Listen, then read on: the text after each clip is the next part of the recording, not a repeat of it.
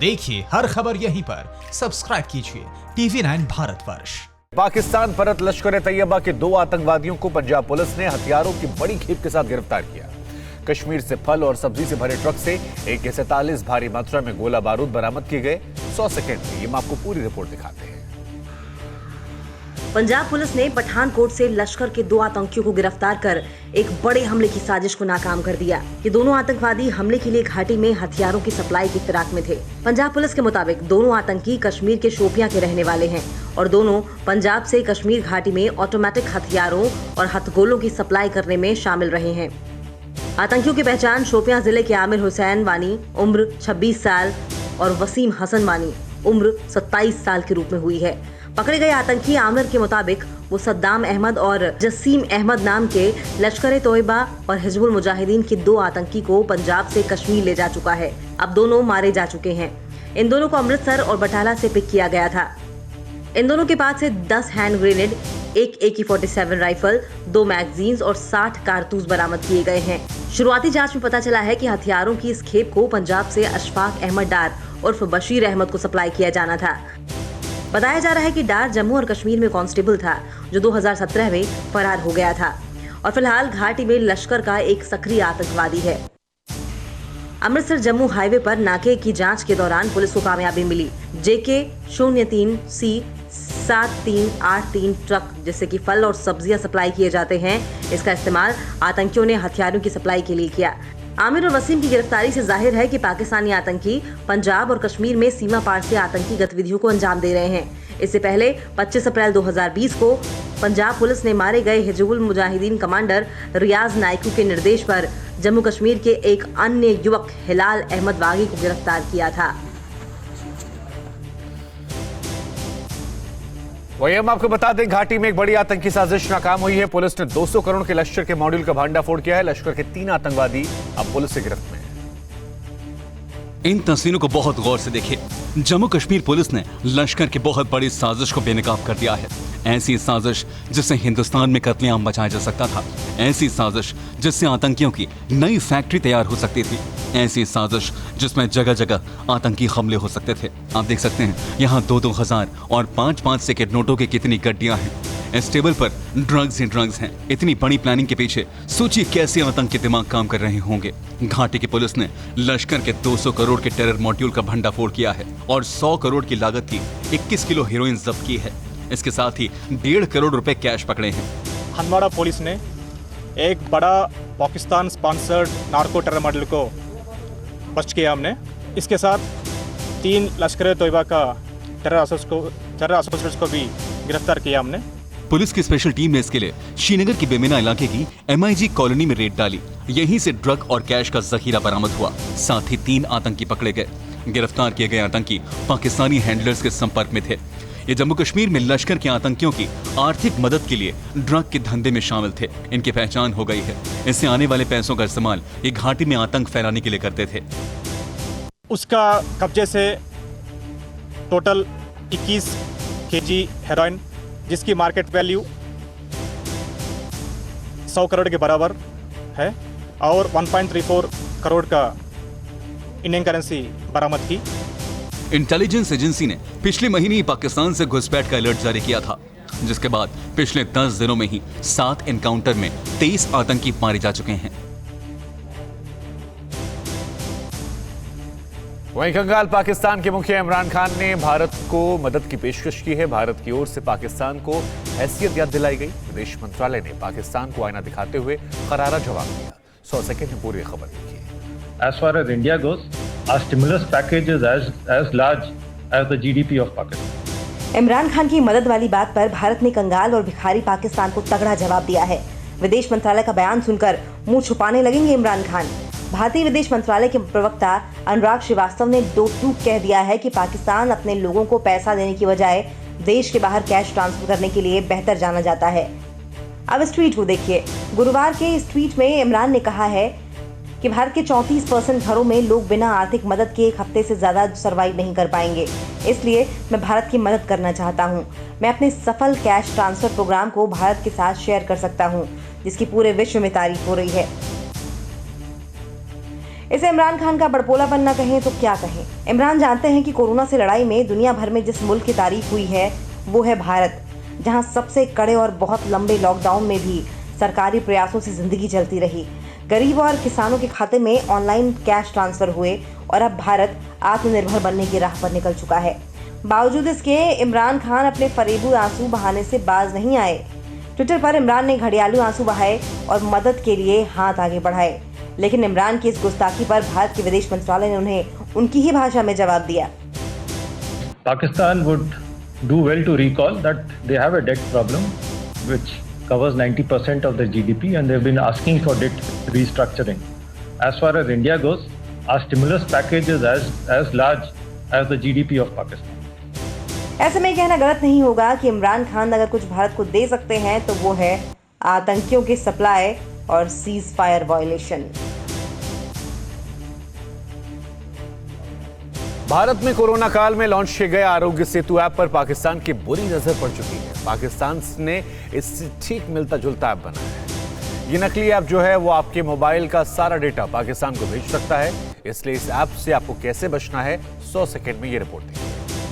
कुछ पाकिस्तानी हैकर्स ने एक नकली या fake Aarogya Setu app design की है और वो ज्यादा से ज्यादा इंडियन यूजर्स पे, इंडियन नेटिजन्स पे और इंडियन ऑफिसर्स और आर्मी ऑफिसर्स के फोन्स पर ये ऐप इंस्टॉल करना चाहते हैं। ये चेतावनी है, ये समझिए ये पाकिस्तान के नापाक मंसूबों को खाक में मिलाने के लिए देशवासियों के लिए संदेश है। ये संदेश है मुंबई के स्पेशल आईजी का। जरा सावधान रहिएगा, क्योंकि कोरोना काल में आपकी सेहत को ध्यान में रखते हुए जिस आरोग्य सेतु ऐप को हिंदुस्तान में लॉन्च किया गया है उस पर अब पाकिस्तान की नापाक नजरें पड़ चुकी है। महाराष्ट्र साइबर इंटेलिजेंस सेल के मुताबिक आरोग्य सेतु ऐप की पॉपुलैरिटी को देखते हुए पाकिस्तानी एजेंसियां अपने हैकर्स के जरिए इस फेक ऐप को भारत में और विशेष तौर पर सरकार से जुड़े लोगों के बीच फैला रही है। पाकिस्तान ने आरोग्य सेतु ऐप से मिलता जुलता ऐप बनाया। नकली ऐप पाकिस्तान को भेज सकता है पूरा डेटा।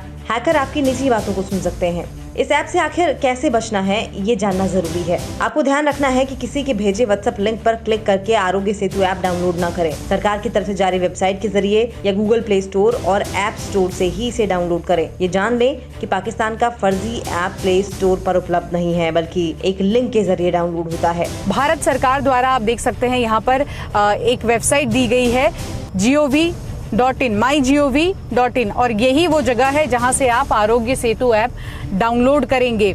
तो आप जाइए इस वेबसाइट पर, इसको क्लिक कीजिए और जैसे ही आप क्लिक करेंगे तो आप सामने देख सकते हैं आरोग्य सेतु ऐप का जो पेज है वो खुल जाता है और यहाँ पर आपको डाउनलोड करने का ऑप्शन नजर आता है। आप सभी सावधान रहिएगा, क्योंकि पाकिस्तान का ये फेक ऐप डाउनलोड हुआ तो ये निश्चित तौर पर राष्ट्रीय सुरक्षा के लिए भारी चूक साबित होगा। भारत में कोरोना वायरस के केस जो हैं वो 3 लाख को पार करने वाले हैं। कोरोना संक्रमण के मामले में भारत आपको बता दें दुनिया में चौथे नंबर पर है। वहीं दिल्ली में भी हालात बेकाबू हैं। 100 सेकंड में पूरी रिपोर्ट देखिए। देश में कोरोना कहर बनकर टूटा है। वायरस के इस दंश से पूरा देश तिलमिला रहा है। खतरनाक कोरोना वायरस अब तक 2,98,283 लोगों को अपनी चपेट में ले चुका है। पिछले 24 घंटे में 11,000 से ज्यादा मरीज बढ़े तो रिकॉर्ड 393 लोग कोरोना की वजह से काल के गाल में समा गए। भारत ने कोरोना वायरस से संक्रमित आबादी के मामले में गुरुवार को 2 देशों स्पेन और ब्रिटेन को पीछे छोड़ दिया। इस तरह कोरोना से सबसे ज्यादा संक्रमित देशों में भारत दुनिया का चौथा प्रभावित देश बन गया है। ताजा आंकड़ों के मुताबिक कोरोना केस के मामले में भारत से ऊपर अमेरिका, ब्राजील और रूस ही बचे हैं। अमेरिका में अभी 20,70,961 केस, जबकि रूस में 5,02,436 केस हैं। फिलहाल टॉप 7 संक्रमित देशों में अमेरिका, ब्राजील, रूस, भारत, ब्रिटेन, स्पेन और इटली हैं। लेकिन रिकवरी रेट में भारत अभी अमेरिका से बेहतर है। भारत में ये वायरस अभी लोकल ट्रांसमिशन में है। भारत की आबादी के लिहाज से ज्यादातर देश बहुत छोटे हैं। मसलन भारत गुरुवार को जिस स्पेन और यूके से आगे निकला है उसकी आबादी भारत की तुलना में काफी कम है। दिल्ली में कोरोना विस्फोट की स्थिति बन गई है। राष्ट्रीय राजधानी में पिछले 24 घंटे में रिकॉर्ड 1,877 मामले सामने आए। साथ ही इस महामारी से अब तक 1,085 लोग अपनी जान गंवा चुके हैं। दिल्ली में संक्रमितों का आंकड़ा 34,000 को पार कर गया है। दिल्ली में लगातार बढ़ते कोरोना के मामलों को देखते हुए ज्यादा टेस्टिंग की जरूरत की मांग वाली याचिका पर सुनवाई करते हुए दिल्ली हाईकोर्ट ने सख्त टिप्पणी की है। हाईकोर्ट ने कहा कि जिस तरह से दिल्ली में कोरोना संक्रमण के मामले बढ़ रहे हैं उसको देखकर तो यही लगता है कि जल्द ही दिल्ली देश की कोरोना कैपिटल बन जाएगी। हम आपको बता दें कि भारत में कोरोना का कम्युनिटी स्प्रेड नहीं है। रिकवरी रेट जो है वो 49.2% हो गया है। एक्सपर्ट्स की माने तो भारत में दुनिया में प्रति लाख सबसे कम मृत्यु दर है। हालांकि देश की बड़ी आबादी पर महामारी का खतरा जरूर बढ़ा है। 100 सेकंड में पूरी रिपोर्ट देखिए। राजधानी दिल्ली और महाराष्ट्र समेत करीब 10 राज्यों में कोरोना की रफ्तार रुकने का नाम नहीं ले रही है। इस बीच देश में जारी कोरोना के कहर के बीच राहत की खबर है। स्वास्थ्य मंत्रालय के मुताबिक देश में कोरोना का रिकवरी रेट 49.9% हो गया है। मंत्रालय ने कहा है कि हमेशा उस देश से तुलना करनी चाहिए जिनकी संख्या हमारे बराबर है। कि नंबर ऑफ पेशेंट रिकवर्ड अब वह नंबर एक्सीड करता है नंबर ऑफ एक्टिव पेशेंट से। अच्छी बात यह भी है कि देश भर के कई जिलों में अप्रैल के अंत की स्थिति को लेकर यह सेरो सर्वे कराया गया। इसके मुताबिक देश में 1% से भी कम आबादी इस वायरस से प्रभावित है। 83 जिलों में सिर्फ 0.73% लोग प्रभावित हैं। देश में सामुदायिक संक्रमण नहीं हो पाया है। We are definitely India is not in community transmission and I would like to emphasize it is not in community transmission. हालांकि बड़ी संख्या में आबादी के इसकी चपेट में आने को लेकर अब भी खतरा है। ग्रामीण इलाकों की तुलना में शहरी इलाकों में 1.09 गुना और शहरी झुग्गी बस्तियों में 1.89 गुना खतरा अधिक है। 15 मई को देश में मृत्यु दर 3.3% थी। अब ये घटकर 2.8% रह गई है। भारत में कोरोना वायरस से मरने वालों की दर अन्य देशों की तुलना में काफी कम है। देश में ये आंकड़े 2 सेरो सर्वे के आधार पर जारी किए गए हैं। सेरो सर्वे के 2 हिस्से। पहले हिस्से में SARS-CoV-2 से संक्रमित सामान्य आबादी के हिस्से का अनुमान लगाया गया है। दूसरे हिस्से में आबादी के उस हिस्से को रखा गया है जो कंटेनमेंट जोन या फिर संक्रमण के अधिक मामलों वाले शहरों में संक्रमित हुए हैं। ICMR के हालिया सर्वे के मुताबिक देश की आबादी का एक बड़ा हिस्सा कोरोना वायरस संक्रमण के बाद अपने आप ठीक हो गया है। इस सर्वे के अंतिम नतीजे अभी सामने नहीं आए हैं।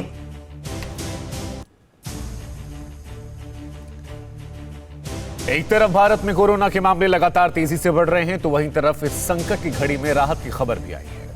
ICMR ने एक रिपोर्ट जारी की है और यह बताया है कि भारत में कोरोना संक्रमण कम्युनिटी स्प्रेड में नहीं बदला और यह बहुत राहत की खबर है। 100 सेकंड में आपको पूरी रिपोर्ट दिखाते हैं। कोरोना ने हाहाकार मचा रखा है। कोरोना के कहर से पूरा देश दहल रहा है, लेकिन इसी बीच एक राहत की खबर भी है। ये खबर आपके कलेजे को थोड़ी ठंडक जरूर देगी।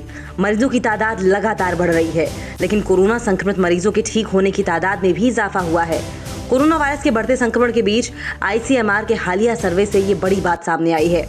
देश की आबादी का एक बड़ा हिस्सा कोरोना वायरस संक्रमण के बाद अपने आप ठीक हुआ है। Indian council of medical research के महानिदेशक डॉक्टर बलराम भार्गव के मुताबिक देश में सिर्फ 0.73% लोगों को कोरोना संक्रमण हुआ है, जिसे देखकर साफ तौर पर कहा जा सकता है कि भारत में कोरोना संक्रमण कम्युनिटी स्प्रेड में नहीं बदला है। We have found that the prevalence is less than 1% in these small districts.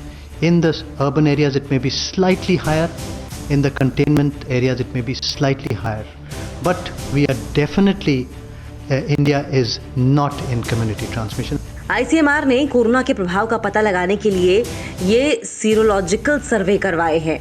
सर्वे अप्रैल मई में 83 जिलों के 28,000 परिवारों पर किया गया। सर्वे के मुताबिक भारत में अभी तक संक्रमण के जो हालात हैं वो जनसंख्या के हिसाब से काफी कम है। साथ ही साथ कोरोना संक्रमण से होने वाली मृत्यु दर दुनिया में सबसे कम है। आपको बता दें कि कोरोना वायरस की 3rd स्टेज कम्युनिटी ट्रांसमिशन है। ये तब होती है जब किसी एक बड़े इलाके के लोग वायरस से संक्रमित पाए जाते हैं। कम्युनिटी ट्रांसमिशन में वह व्यक्ति भी कोरोना के चपेट में आ जाता है जो न तो कभी विदेश गया हो और न ही वो किसी संक्रमित व्यक्ति के संपर्क में आया हो। कम्युनिटी स्प्रेड में किसी संक्रमण पर काबू कर पाना मुश्किल हो जाता है। फिलहाल राहत की खबर यह है कि भारत में ये वायरस अभी लोकल ट्रांसमिशन में है।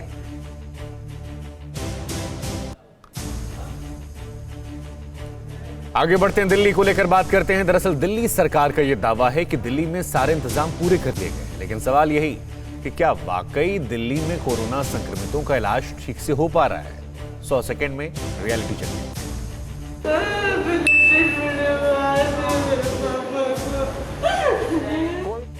वेस्ट दिल्ली के विकासपुरी में रहने वाले इस परिवार पर कोरोना का कहर टूटा है। परिवार के 65 साल के मुखिया सूर्य नारायण साहनी की कोरोना की वजह से मौत हो गई। परिवार का आरोप है कि अगर अस्पताल में ठीक से इलाज मिला होता तो आज वो जिंदा होते।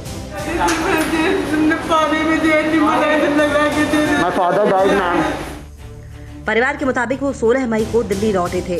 साहनी की तबीयत बिगड़ी तो जांच के लिए हरिनगर के दीनदयाल उपाध्याय अस्पताल के इमरजेंसी वार्ड में लाइन में कई घंटों लगने के बाद नंबर आया भी तो महज खाना पूर्ति करके घर भेज दिया गया। फिलहाल घर में 5 महीने के बच्चे समेत कुल 10 सदस्य हैं। सभी में कोरोना के लक्षण मौजूद हैं। दीनदयाल उपाध्याय अस्पताल ने परिवार के सदस्यों की जांच तो शुरू की, लेकिन सिर्फ आधे परिवार की। तो मैं उस बारे में कह नहीं सकता कि क्या है, क्योंकि अब टेस्टिंग का जो इशू है वो अगर ज़्यादा लोग हैं या कम लोग हैं, क्योंकि हमारे सेंटर जो है हमारे पास 50 सैंपल टेस्ट करने का है फैसिलिटी। परिवार के आरोपों को दीनदयाल उपाध्याय प्रशासन ने सिरे से खारिज कर दिया है और कहा है कि इलाज में किसी भी तरह की कोताही नहीं बरती गई। अब देखिए अस्पताल का हाल। अस्पताल में स्टाफ दूर दूर तक नहीं है, कोई देखने वाला नहीं, कोई रोकने वाला नहीं। सीढ़ियों पर मास्क बिखरे पड़े हैं, संक्रमण बिखरा पड़ा है, जहां से गुजरना हर किसी की मजबूरी है। कोरोना महामारी के दौर में दिल्ली सरकार भले ही इलाज के पक्के इंतजाम करने के लाख दावे कर रही हो, लेकिन इस परिवार की आपबीती ने उन दावों की कलई खोल कर रख दी है। यहाँ पे कोई ट्रीटमेंट नहीं दिया जा रहा है।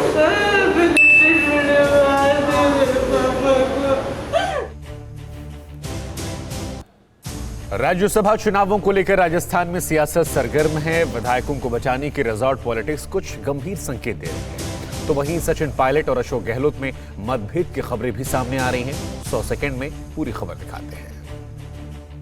जयपुर से 20 किलोमीटर दूर शिव विलास रिजॉर्ट राजस्थान की राजनीति का केंद्र बन गया है। इस रिजॉर्ट में सीएम अशोक गहलोत ने कांग्रेस विधायकों के साथ समर्थित निर्दलियों को ठहराया है, ताकि राजस्थान सरकार को बिखरने से बचाया जा सके। मुख्यमंत्री अशोक गहलोत जो दूसरे राज्यों के विधायकों को बचाने के लिए राजस्थान लेके आते थे और यहाँ पर बाड़ाबंदी कराते थे, अब नौबत ये आ गई है कि अशोक गहलोत सरकार को खुद को अपने विधायकों को बचाने के लिए बाड़ाबंदी करानी पड़ रही है। कांग्रेस को डर है कि गुजरात की तर्ज पर बीजेपी राजस्थान में भी खेल कर सकती है। यही वजह है कि राजस्थान में 3 सीटों पर होने वाला राज्यसभा चुनाव दोनों दलों के लिए नाक की लड़ाई बन गया है। इस बीच उप मुख्यमंत्री सचिन पायलट अपने समर्थक विधायकों से मिलने रिजॉर्ट पहुंचे। इस दौरान सचिन पायलट ने कहा है कि राज्य में कांग्रेस विधायक एकजुट हैं। वहीं विधायकों के साथ होने वाली केसी वेणुगोपाल की बैठक चल गई है। राज्यसभा के चुनाव है तो कांग्रेस पार्टी निश्चित रूप से जीतेगी। कोई कितना भी अफवाह फैला ले, कोशिश कर ले, भ्रमित कर ले, लोगों को भटकाने की कोशिश कर ले, लेकिन हम अपना दायित्व समझते हैं और मजबूती के साथ खड़े हैं। राज्यसभा चुनावों में निश्चित रूप से हमारे दोनों उम्मीदवार बहुमत से अधिक वोट लेकर जाएंगे। 3 सीटों के लिए 19 जून को वोटिंग होने वाली है। इससे पहले कांग्रेस में मतभेद भी नजर आ रहे हैं। संख्या बल के मुताबिक 2 सीटों पर कांग्रेस और 1 सीट पर बीजेपी के उम्मीदवार की जीत तय थी। ऐसा तब संभव था जब कांग्रेस के 2 और बीजेपी की ओर से 1 उम्मीदवार मैदान में होता, तब तीनों सीटों पर निर्विरोध चुनाव संपन्न होता, लेकिन ऐसा नहीं हुआ। 200 सीटों वाली राजस्थान विधानसभा में 4 प्रत्याशियों के मैदान में होने से जीत के लिए एक प्रत्याशी को 51 वोट चाहिए। संख्या बल के हिसाब से अब भी सत्तारूढ़ कांग्रेस पार्टी का पलड़ा भारी है, लेकिन फिर भी सियासी उठापटक और बाड़ेबंदी की नौबत क्यों आई? सवाल यह है कि क्या देश में एक बार फिर से लॉकडाउन वापस आएगा? पहले राजस्थान में सीमा पर सख्ती, फिर महाराष्ट्र में सीएम की चेतावनी और बिहार सरकार का लॉकडाउन बढ़ाने का फैसला। यानी यह साफ है कोरोना काल में एक बार फिर से लॉकडाउन लौट सकता है। बिहार में कोरोना की रफ्तार लगातार तेज हो रही है। बिहार में कोरोना के 109 पॉजिटिव केस आने के बाद प्रदेश में कुल कोरोना पॉजिटिव केसों की संख्या 5807 हो गई है। जाहिर है दूसरे राज्यों से प्रवासियों के घर वापसी के बाद बिहार में कोरोना विस्फोट का खतरा बना हुआ है। लिहाजा बिहार के मुख्यमंत्री नीतीश कुमार ने ऐलान किया है कि बिहार में कोरोना संक्रमण वाले इलाकों में लॉकडाउन जारी रहेगा। जेडीयू के वर्चुअल सम्मेलन में बोलते हुए नीतीश कुमार ने कहा कि जिन इलाकों में कोरोना का असर है वहां लॉकडाउन जारी रहेगा और किसी तरह की छूट नहीं मिलेगी। इससे पहले महाराष्ट्र के मुख्यमंत्री उद्धव ठाकरे ने भी अपने राज्य के लोगों को चेतावनी देते हुए कहा था कि अगर भीड़ लगाई तो फिर से लॉकडाउन लगा दिया जाएगा। लॉकडाउन किंवा शिथिलता आणताना सुद्धा एक टप्प्याटप्प्याने सर्वांना एक कोरोनामधलं आयुष्य अंगवळणी पाडत आपल्याला सर्व पूर्वपदावरती आणावं लागेल। देश की सोशल मीडिया पर इस बात की चर्चा तेज है कि अगर ऐसे ही हालात रहे तो एक बार फिर से लॉकडाउन की नौबत आ सकती है। राजस्थान सरकार ने भी बुधवार को एक बार फिर से अपनी सीमाओं पर आवाजाही को लेकर सख्ती बरतने के निर्देश जारी कर दिए हैं। साफ है अभी भी लोग वायरस को लेकर लापरवाही बरतते रहे तो फिर देश और प्रदेश की सरकारों के सामने और कोई विकल्प भी नहीं रह जाएगा।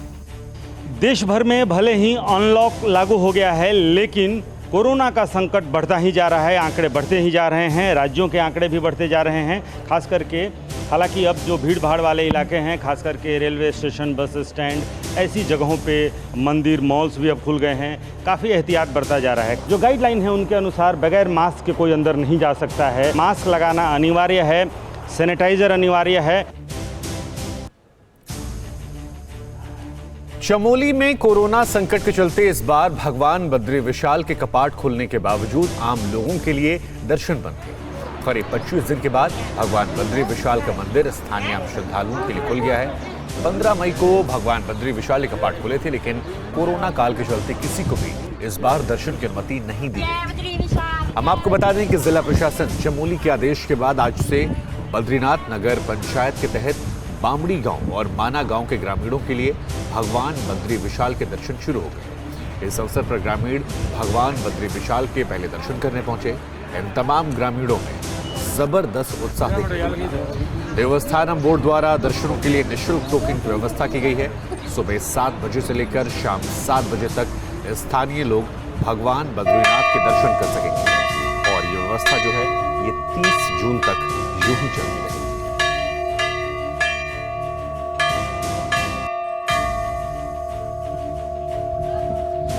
तो 25 दिन बाद आम लोगों को दर्शन भगवान बद्री विशाल दे रहे हैं। 30 जून तक सुबह 7 से लेकर शाम 7 तक दर्शन हो सकते हैं। बहुत प्रसन्न हुई कि हम भगवान बद्री विशाल के दर्शन कर पाए। हमने भगवान बद्री विशाल से यही मांगा कि जल्दी से जल्दी कोरोना वायरस सही हो जाए और सब लोग भगवान नारायण के दर्शन कर पाए। बद्री विशाल के दर्शन किए काफ़ी टाइम बाद, बहुत ज़्यादा खुशी हुई और हम यही चाहते हैं कि जल्द से जल्द ये कोरोना वायरस ख़त्म हो जाए और बद्री विशाल सबकी रक्षा करे। 25 दिन में जो उनके अंदर एक वियोग का जैसा संचार रहा है, आज उस वियोग की निवृत्ति हुई है और उनके अंदर एक खुशी का संचार प्रारंभ हुआ है। कोरोना काल में मौलानाओं ने एक नए विवाद को हवा दे दी है। कुछ मौलानाओं ने मस्जिद में सैनिटाइजेशन का विरोध करते हुए इसे हराम करार दिया है। क्या है खबर, रिपोर्ट में देखिए। देश भर में 8 जून से धार्मिक स्थलों को खोलने के आदेश हो चुके हैं, जिसके बाद अलग अलग राज्यों में मंदिर, मस्जिद, गुरुद्वारों को शर्तों के मुताबिक खोल भी दिया गया है। कई जगहों से मस्जिदों से ऐसी तस्वीरें सामने आई थी जहां आने वाले लोगों के लिए खोले जाने से पहले अच्छी तरह से सफाई की गई, मस्जिदों को सैनिटाइज किया गया और उसके बाद नमाज अदा की गई। लेकिन अब कुछ मौलाना सैनिटाइजेशन के विरोध में उतर आए हैं। अल्कोहल मिली हुई सैनिटाइजर की जगह उन चीज़ों का इस्तेमाल कराया जाए मस्जिदों में। अल्कोहल युक्त सैनिटाइजर की जगह अल्कोहल मुक्त सैनिटाइजर रखे जाएं, ये ज़्यादा मुनासिब है। बरेलवी मसलक के दरगाह से और किला की जामा मस्जिद के मौलाना ने कहा है कि सैनिटाइजर में अल्कोहल का इस्तेमाल होता है, इसलिए मस्जिदों की सफाई के लिए सैनिटाइजर का इस्तेमाल नहीं किया जाएगा, बल्कि साबुन और शैम्पू जैसी चीजों से ही मस्जिदों को सैनिटाइज करेंगे। हुकूमत हिंद की गाइडलाइंस में तमाम इबादतगाहों को सैनिटाइज करने की बात कही गई है।